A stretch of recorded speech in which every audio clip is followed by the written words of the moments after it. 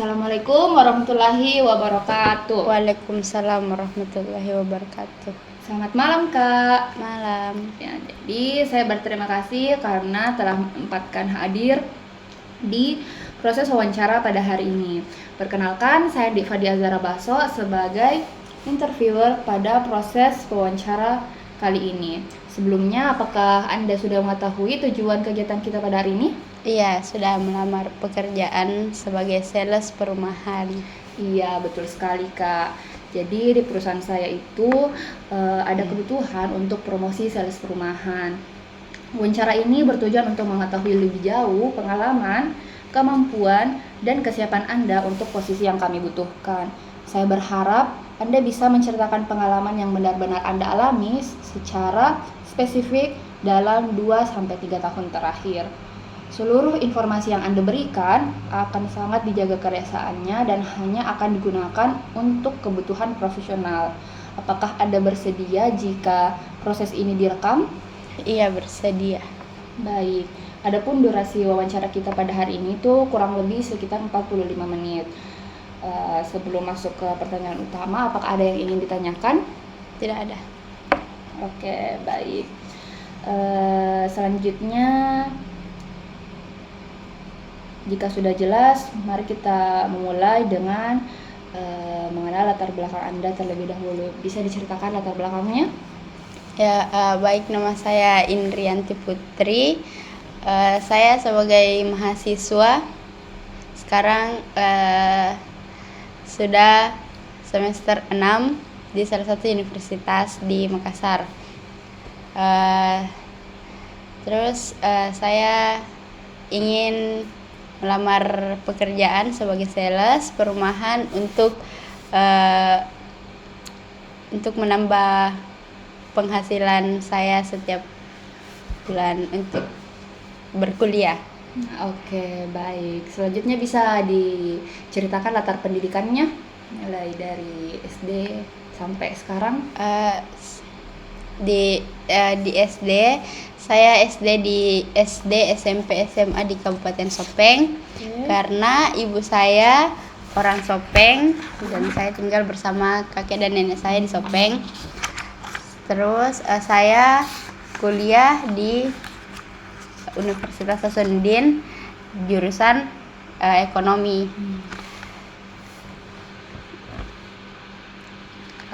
Kalau kegiatannya akhir-akhir ini sedang apa? Kalau akhir-akhir ini karena sekarang saya kan mahasiswa semester 6. Nah, di semester 6 ini ada, alhamdulillah sudah tidak ada kelas lagi. Jadi lagi ikut magang saja di kantor-kantor untuk mengisi waktu luang dan untuk isi nilai di sekolah di kampus. Bisa diceritakan ini sifat dan jenis magangnya seperti apa? Jadi saya magang di BUMN.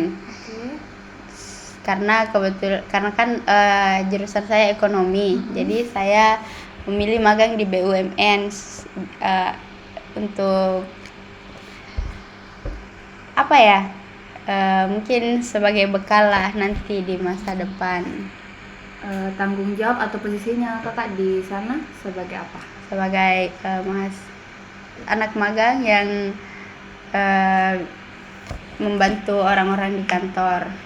Kalau bisa diceritakan pelaksanaan tugasnya pas magang itu seperti apa? Jadi selama magang itu kebetulan saya kan magang di BRI.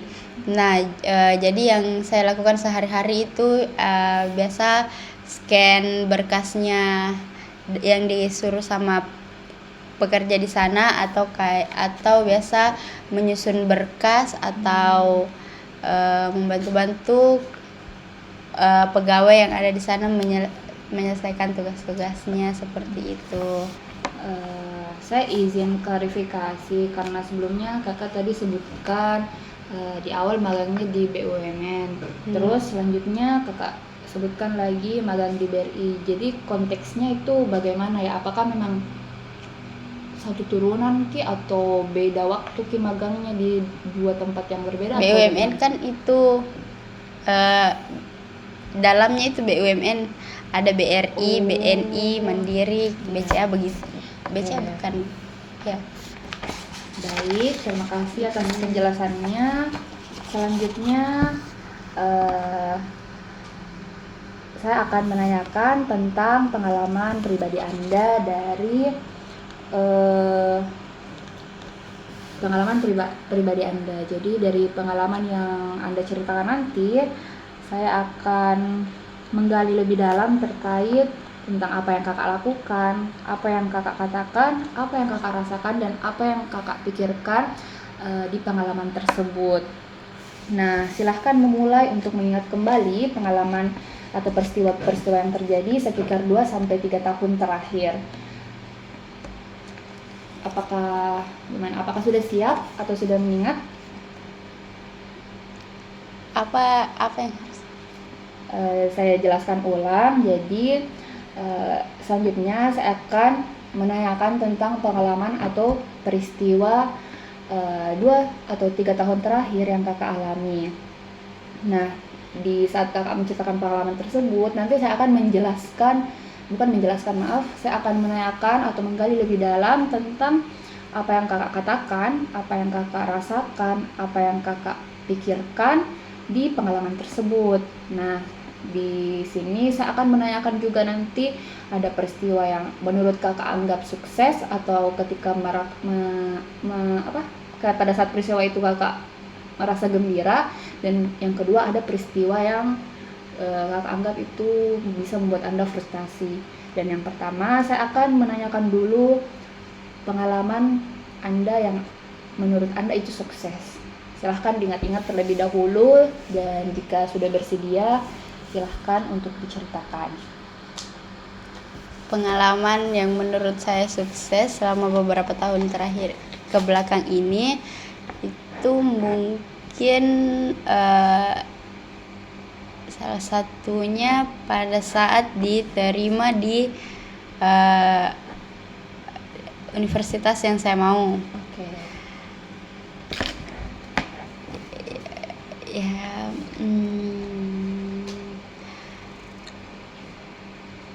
karena saya rasa masuk di universitas ini,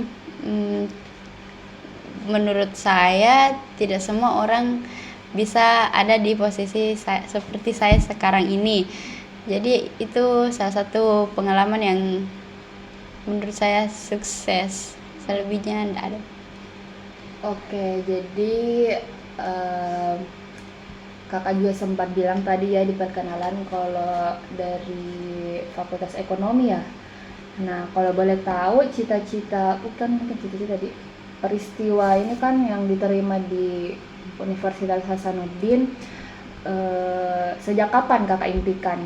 Bisa diceritakan lebih detail? Kenapa saya ambil jurusan ini? Iya, bisa kenapa, dan bisa sejak kapan itu ada tumbuh cita-cita untuk masuk di Fakultas Ekonomi Universitas Hasanuddin? Oke, jadi sebenarnya Universitas Hasanuddin dan Fakultas Ekonomi Universitas Hasanuddin ini tidak pernah terlintas di pikiran saya sejak dulu. Karena entah mungkin karena pengetahuan saya yang bisa dibilang kurang dulu di SMA, sehingga saya tidak terlalu mencari lebih dalam tentang perguruan tinggi yang akan saya ambil selanjutnya, karena pada saat itu saya hanya berpikir bagaimana harus kuliah lagi nanti, tanpa memikirkan saya harus kuliah di mana dan jurusan apa. Namun setelah itu saya mulai mendaftar saya disuruh sama kedua orang tua untuk mendaftar di Universitas Hasanuddin melalui jalur bebas tes dan tes. Tapi ternyata saya tidak diterima. Kemudian saya meminta saran kepada orang tua saya apa yang harus saya lakukan selanjutnya, dan katanya mereka saya harus ambil jurusan ekonomi karena memang turunan saya rata-rata ekonomi. Terus kenapa sebenarnya saya tidak pernah kepikiran ini Unhas.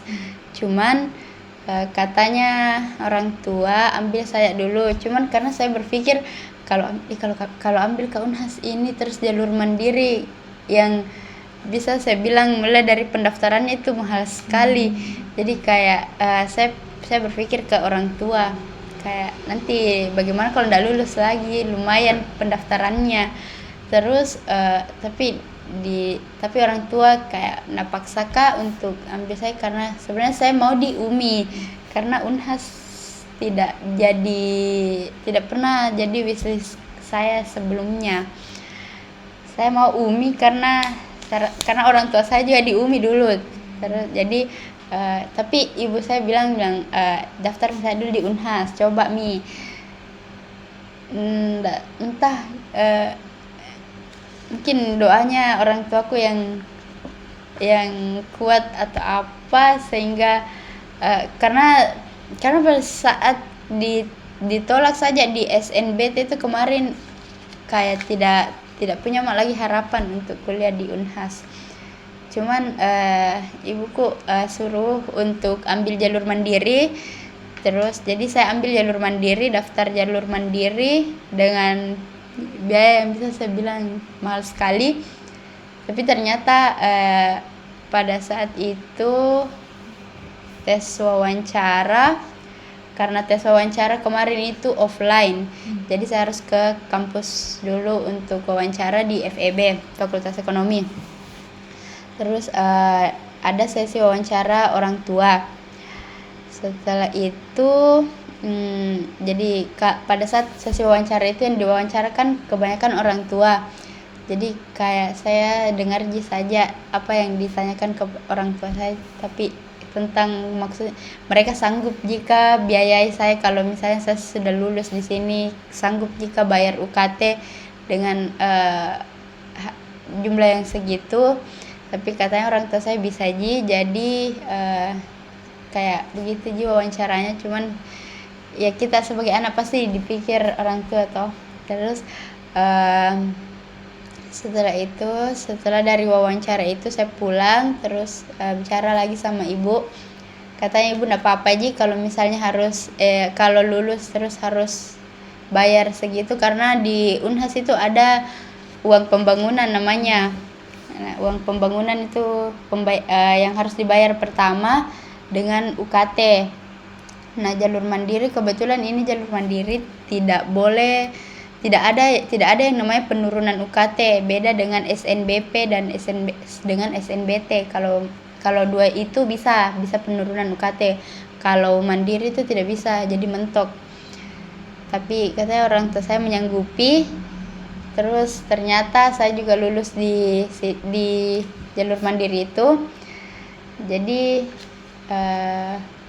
begitu membayar terus kuliah sampai sekarang saya semester 6. Alhamdulillah tidak ada kelas yang diulang dan masih hidup sampai sekarang. Terus apa lagi ya begitulah, semoga cepat selesai. Amin.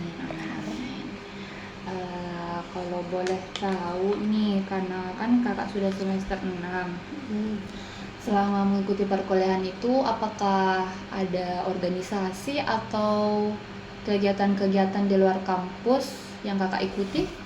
Tidak ada.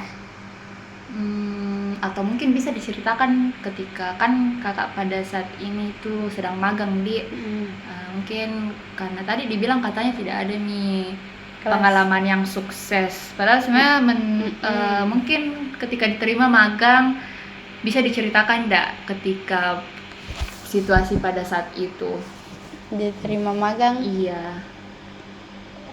Saya kan magang di BRI.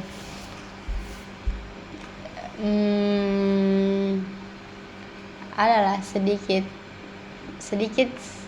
membanggakannya. Oke, boleh diceritakan kenapa dikatakan sedikit membanggakan?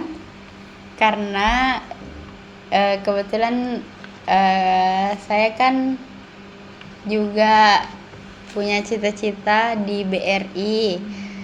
Jadi bisa magang di BRI, menurut saya itu sedikit membanggakan. Ya kenapa sedikit Ji? Karena yang lainnya itu diurus di Jordal. Oke. Boleh tahu tidak sejak kapan cita-cita ingin masuk di BRI itu, sejak kapan, kayak mulai umur berapa? Kak, itu cita-cita mau masuk di BRI mungkin karena dari jurusanku juga ekonomi. Berarti Jadi ketika masuk di kuliah ada terlintas ingin masuk di BRI atau bagaimana? enggak juga. Dari dulu karena dari ibu sama tante kakek itu kerja di BRI. Tapi bukan karena itu juga sih, cuman mungkin karena apa ya? Karena saya adalah sedikit-sedikit saya tahu di BRI, pengalaman juga karena dari kecil selalu ke BRI. Ya saya suka aja lihat uang banyak. Oke, baik. Bisa tidak diceritakan, karena tadi disebutkan Anda mengetahui beberapa pengalaman-pengalaman di BRI ketika mungkin karena dari kecil sudah melihat. Bisa diceritakan pengalaman-pengalaman apa yang diketahui? Selama di BRI. Iya, betul. Yang saya ketahui itu di BRI pengalaman kayak saya kan dari kecil itu kan orang tua kerja di BRI, jadi kayak kalau pulang dari sekolah saya biasa ikut ke tante, karena di rumah itu tidak ada yang jaga biasa, jadi saya ikut ke tante biasa kalau pulang kantor atau ke ibu. Terus kayak saya biasa lihat mereka bekerja, kayak bagaimana mereka bekerja keras untuk kayak bisa menghidupi keluarganya masing-masing. Terus kadang kan biasa saya ikut-ikut orang tua kerja terus ada saya kayak biasa ikut ada namanya pergi ambil uang di kantor-kantor. Terus kayak saya suka aja lihat-lihat kalau mereka lagi ambil uang gitu, karena banyak uangnya. Oke, jadi itu salah satu pengalaman yang Anda ketahui ya. Dari pengalaman yang Anda ketahui itu, selama magang di BRI-nya apa yang Anda terapkan? Maksudnya kan tadi yang pertama disebutkan karena ada pengalaman melihat mengantarkan uang di kantor. Itu pengalaman sebelum Anda masuk magang di BRI kan, ketika masih melihat prosesnya. Jadi bisa nggak diceritakan pas magang ini, selain mungkin menerapkan membawa uang ke kantor, apakah ada aktivitas lain yang Anda lakukan? Setelah magang ini kayak begitu yang susun berkas di ruang administrasi kredit, karena kita kan anak magang sekarang ini, bukan anak-anak yang kecil kayak dulu lagi. Jadi lebih tidak diizinkan untuk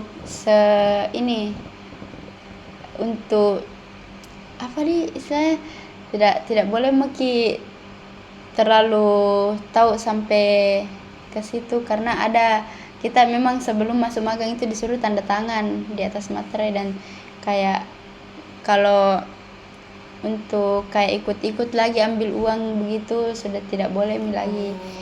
Ada batasan, batasan kebijakan juga dari kantor. Jadi yang bisa saya lakukan itu di kantor ya yang disuruhkan dari mentor di sana.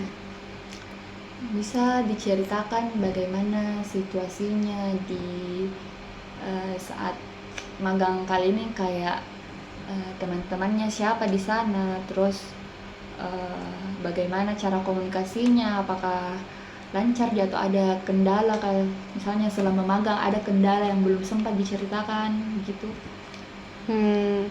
Kalau teman-teman kalau untuk teman-teman itu kan ada satu teman yang dari universitas lain di tempat saya magang itu ada satu orang saya temani.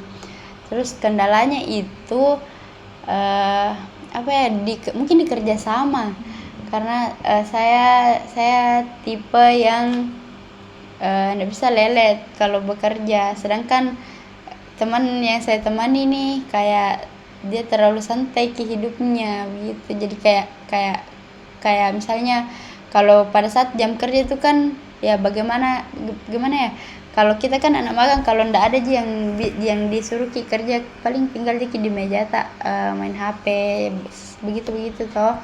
Sedangkan ini teman yang saya temani kayak dia terlalu santai, bahkan sampai baring juga di situ di tempat di meja yang kayak yang buat mungkin orang-orang kayak kenapa ada yang begitu. Jadi kayak merusak citra anak magang. Oke. Kalau boleh tahu apa yang Anda lakukan atau apa responnya Anda ketika menghadapi ini temannya? Ya, respon saya karena saya bukan mau caper ke mentor, cuman ya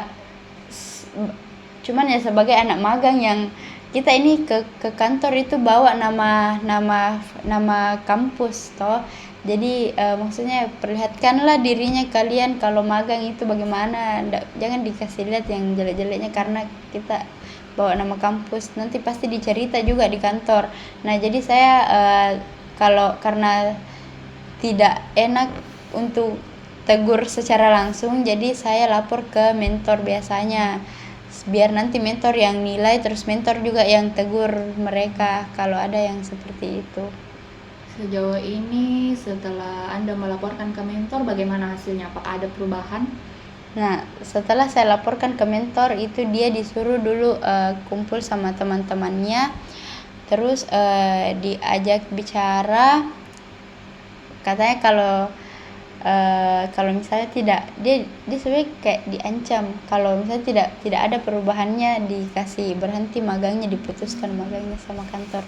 Saya bukan mau apa ya namanya menjelek-jelekan, cuman maksudnya pelajaran untuk teman-teman itu supaya tidak seperti itu di tempat magangnya.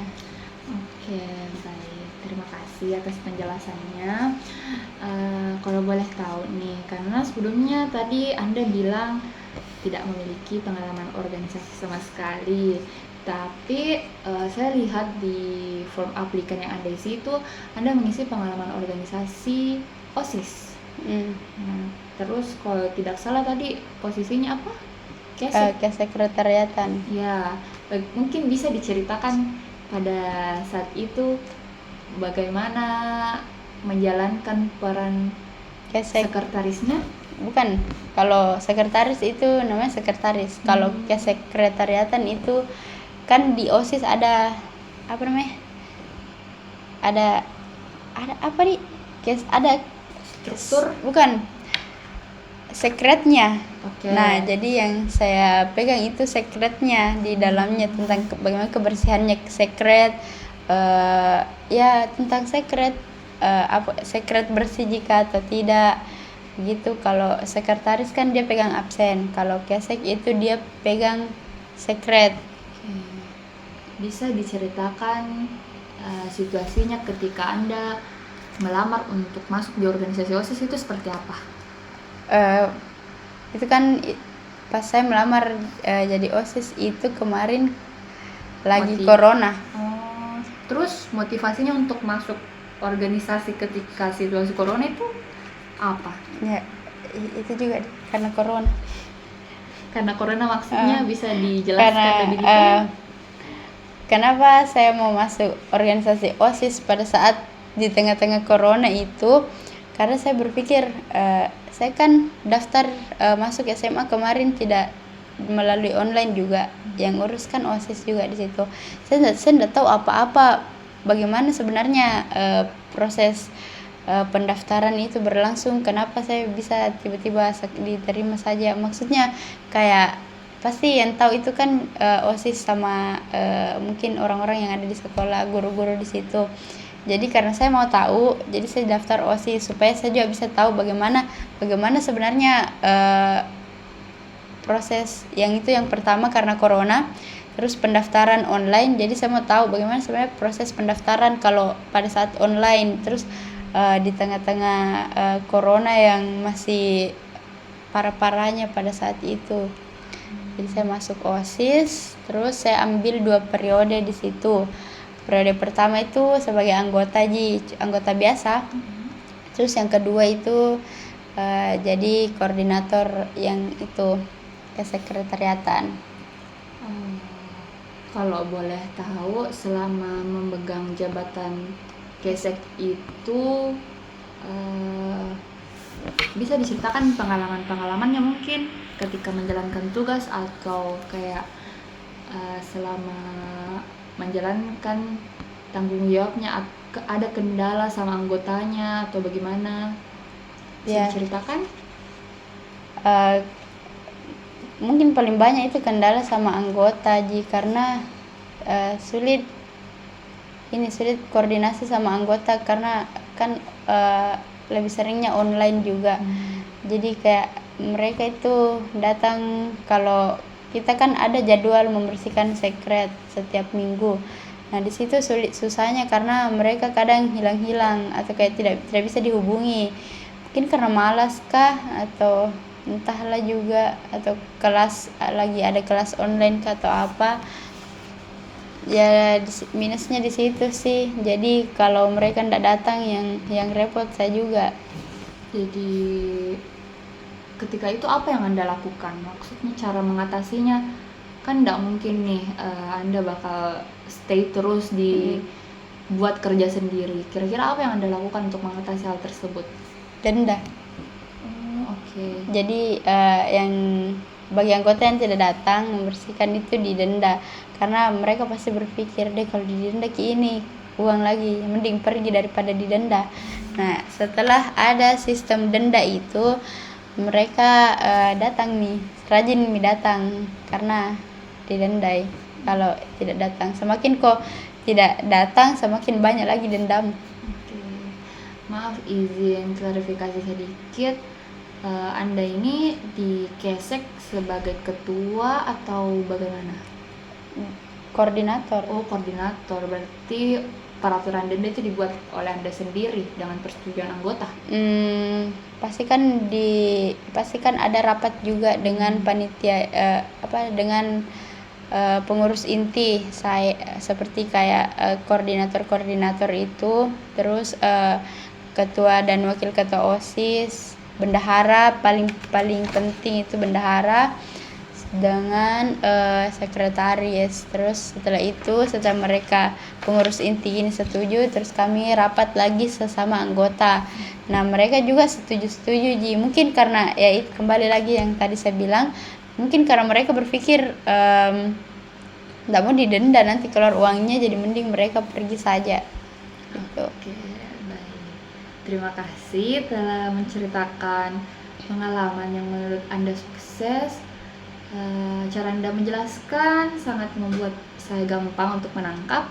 Selanjutnya saya akan menanyakan tentang pengalaman atau peristiwa Anda yang menurut Anda itu membuat frustasi pada 2-3 tahun terakhir ini. Mungkin bisa diingat-ingat dulu. Bisa? Sudah bersedia? Oke, baik. Silahkan diceritakan. Membuat frustasi. Iya. Sedih kah, atau momen ketika Anda merasa gagal kah? Yang mungkin dekat-dekatin saya karena itu yang paling ingat. Jadi ada satu waktu pada saat mungkin di keluarga ya. Boleh diceritakan. eh, mungkin waktu itu kan lagi libur semester. Terus pada saat libur semester itu saya lagi berlibur di Sopeng. Orang tua kan kerja di Sidrap. Nah, jadi saya itu berlibur di Sopeng.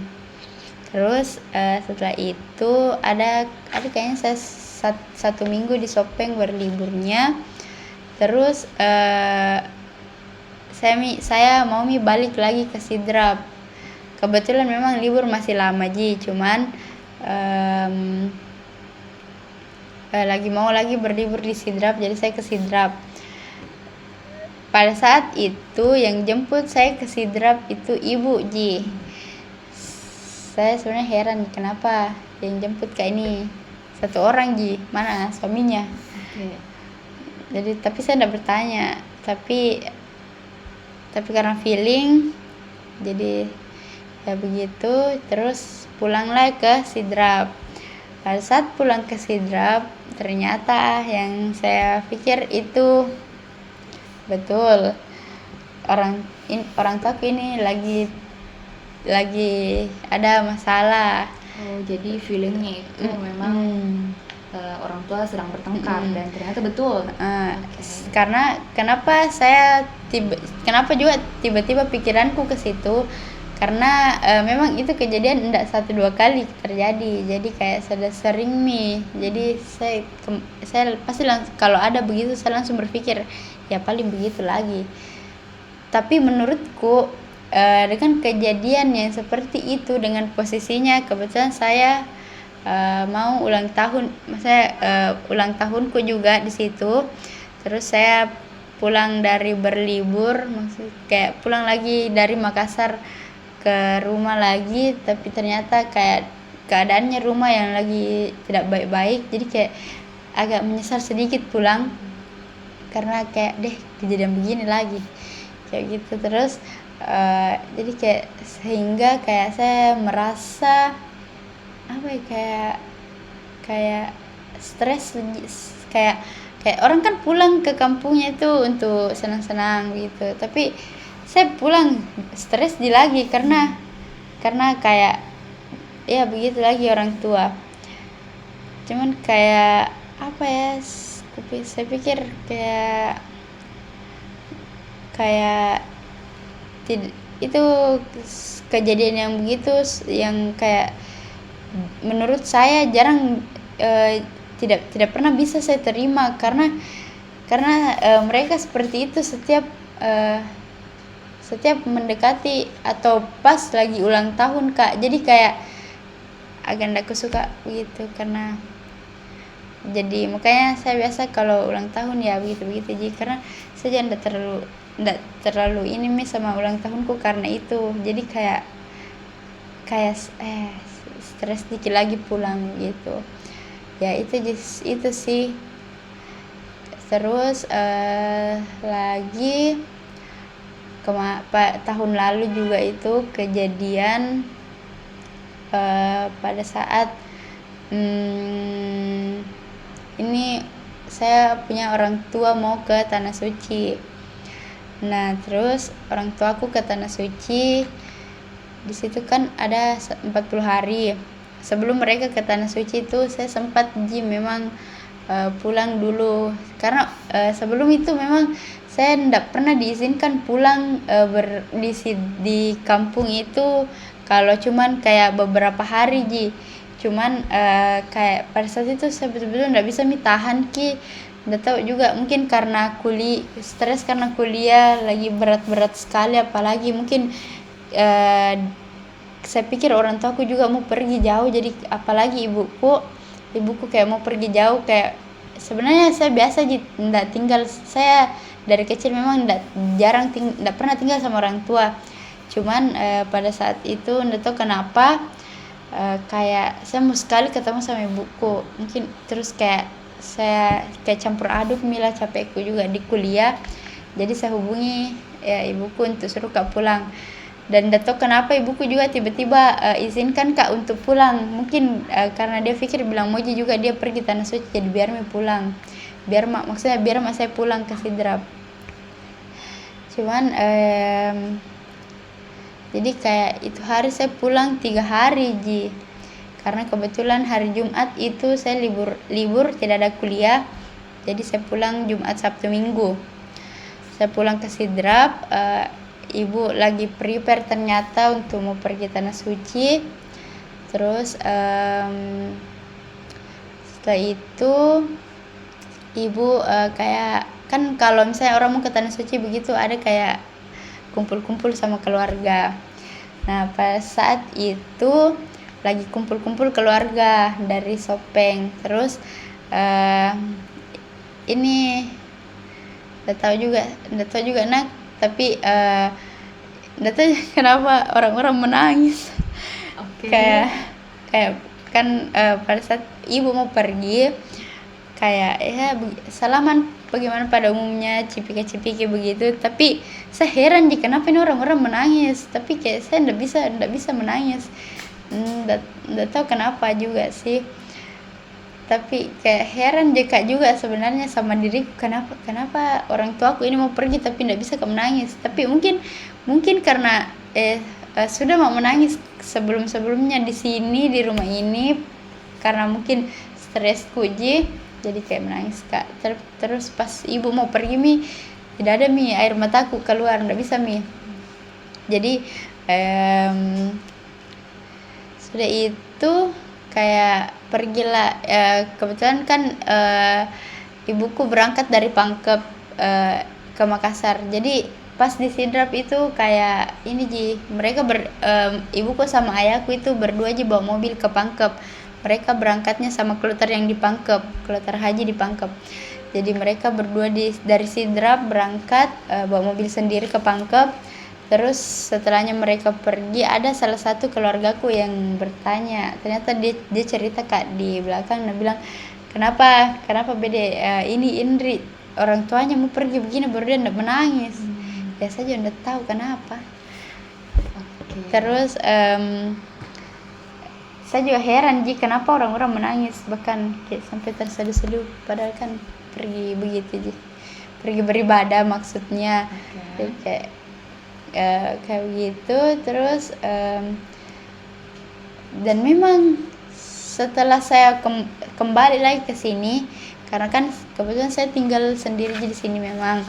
Terus adik-adik itu di Pangkep di Sidrap. Terus setelah saya kembali ke sini tuh ya saya kayak lakukan di hari-hariku bagaimana kayak biasanya. Ya bedanya saya jarang komunikasi sama orang tua di sana karena saya tidak mau diganggu ibadahnya juga mereka. Cuman mungkin namanya ibu sama anak ini, jadi kayak biasa.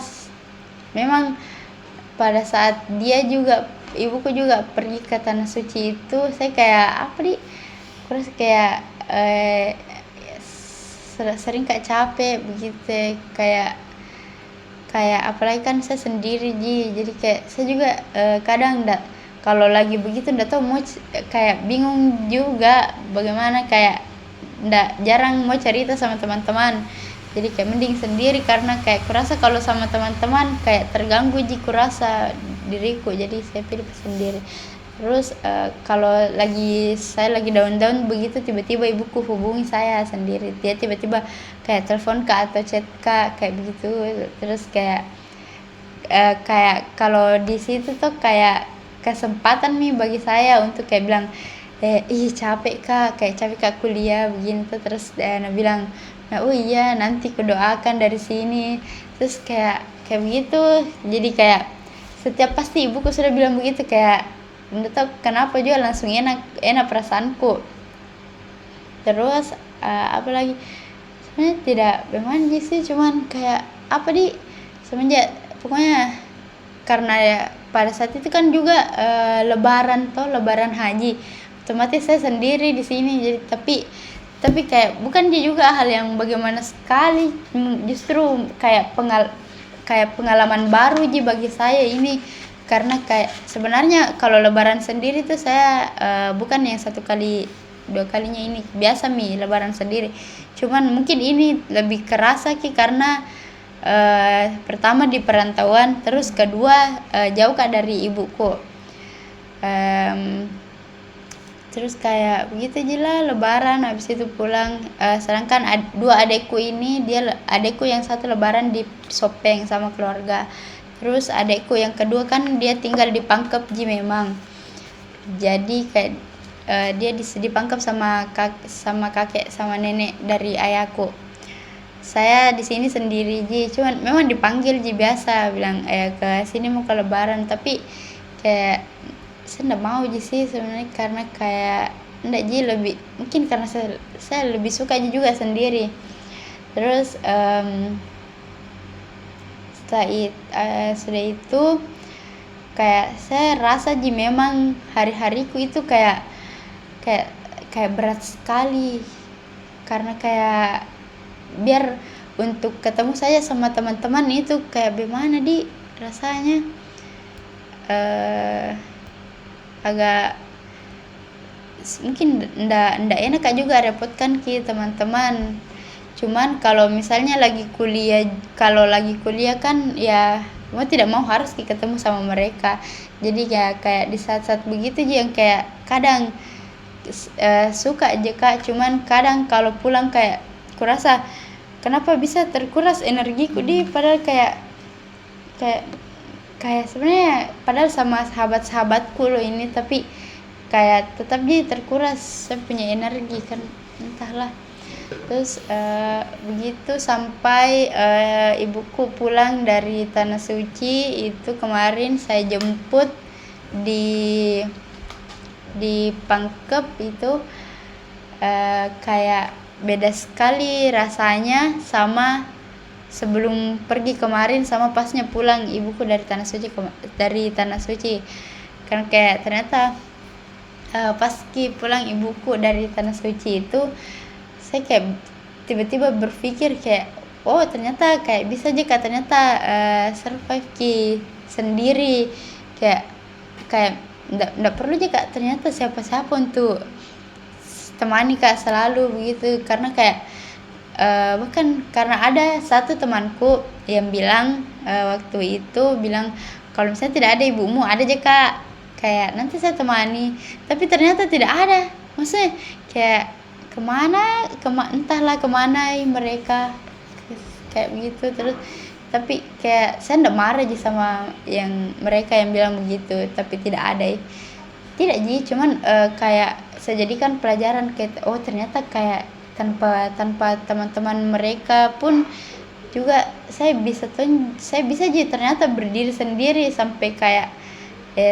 pulangi juga ibuku kayak oh ternyata begini ji, maksudnya kayak memang nggak ada ji, kayak ternyata oh bisa aja Kak sendiri, bisa aja Kak, karena buktinya sampai saya rasa hidup Kak kembali itu pada saat saya lihat nyata ibuku, walaupun sebelumnya itu kayak di video call aja begitu, cuman kayak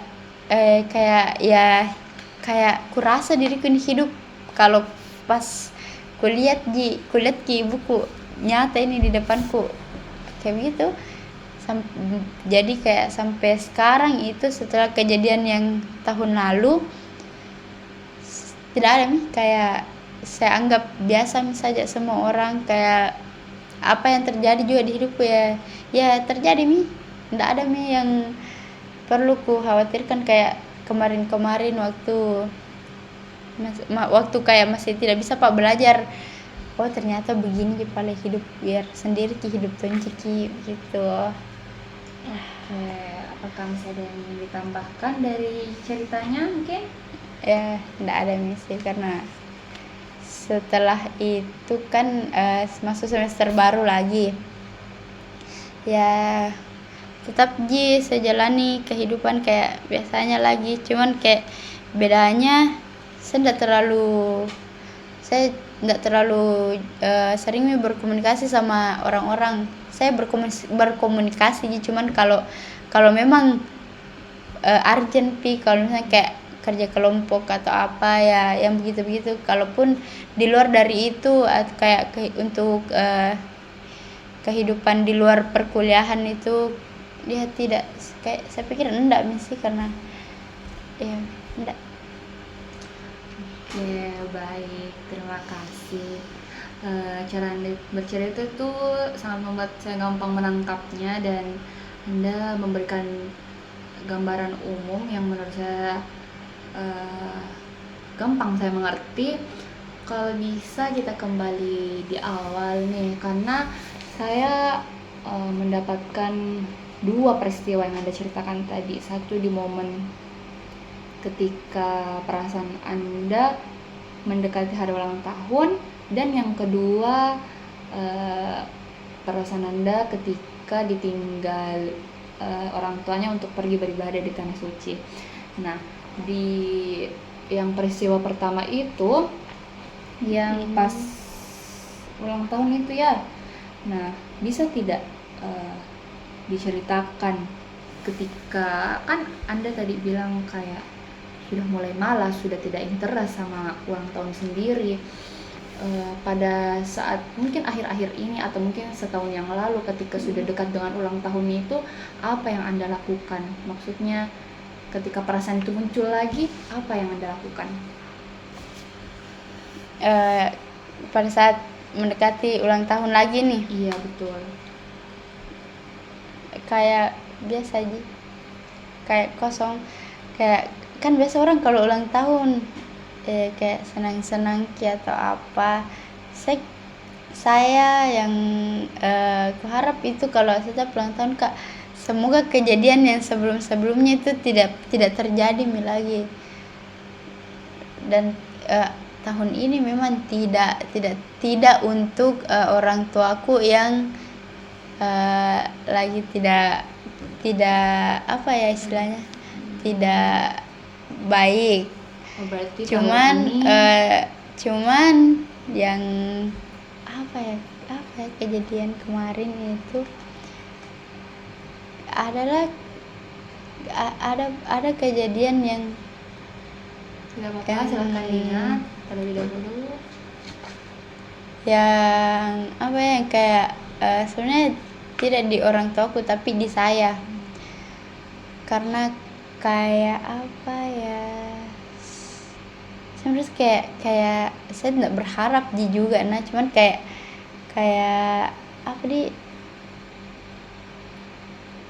apa di kemarin itu kayak ada kejadian yang kayak buat Kak mungkin dimarahi deh kayaknya itu hari, kayak pokoknya kayak tidak inilah, mungkin miskomunikasi sama orang tua, tapi ya saya tidak terlalu ini aja lah, tidak terlalu saya jadikan itu juga masalah, karena kayak ya biasalah kalau hal seperti itu mungkin terjadi. Cuman yang penting orang tuaku ini baik-baik ji.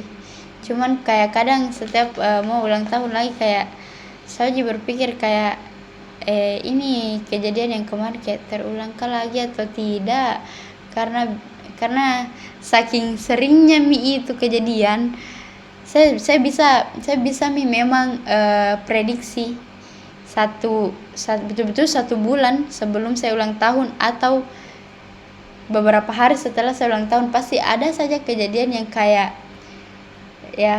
apa ya, kayak tidak bisa saya ini, tidak bisa Kak mungkin tidak bisa Kak tidak bisa Kak jelaskan sih bagaimana, tapi kayak yang buat Kak kayak merasa mau marah tapi kayak tidak bisa juga, karena kayak tidak sebanyak itu juga energiku untuk kayak mau istilahnya ladeni hal-hal yang kayak seperti itu. Jadi kayak kalau terjadi lagi ya terjadi lagi, kalau tidak ya syukur. Tadi Anda sempat mengatakan dimarahi nih. Bisa kalau boleh tahu apa yang Anda lakukan sehingga Anda dimarahi?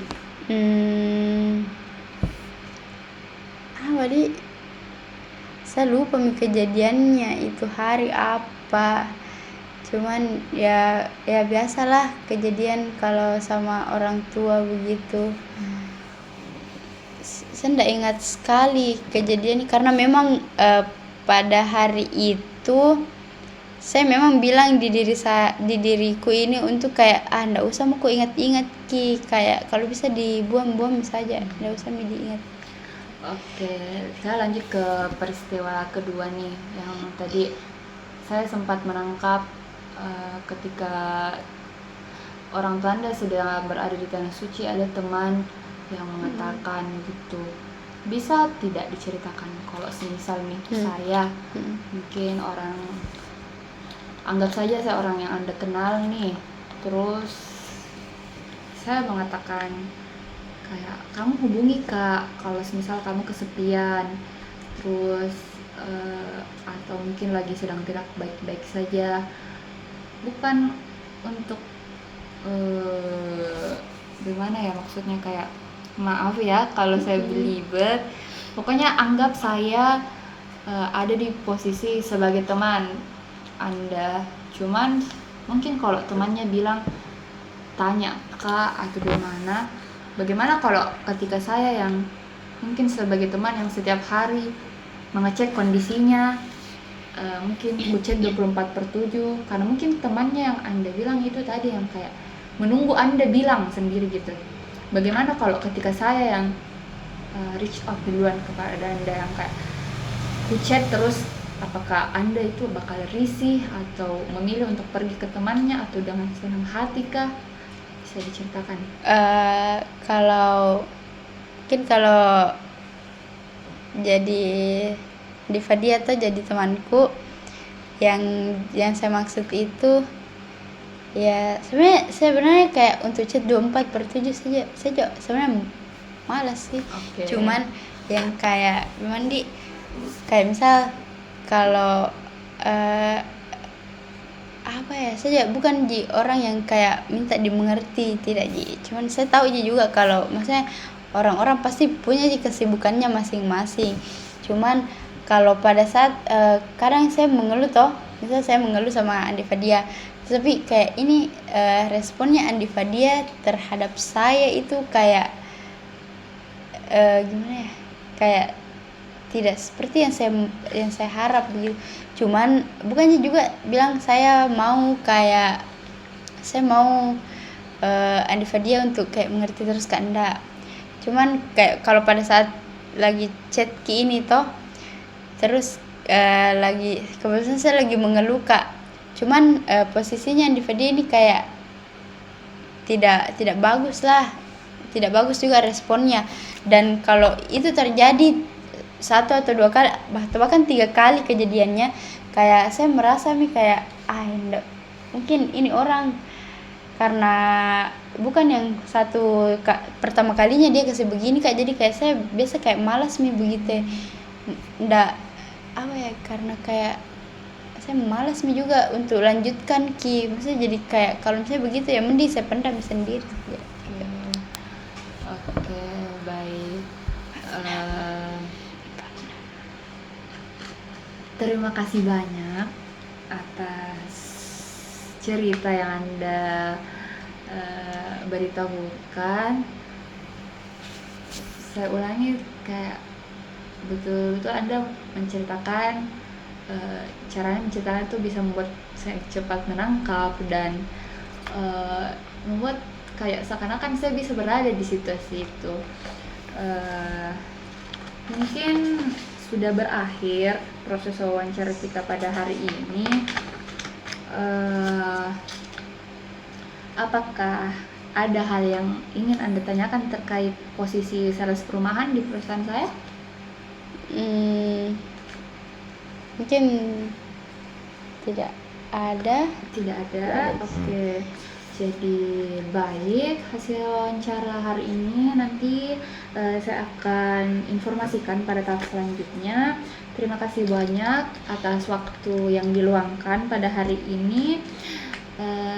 Semoga harinya menyenangkan. Saya tutup. Assalamualaikum warahmatullahi wabarakatuh. Waalaikumsalam warahmatullahi wabarakatuh.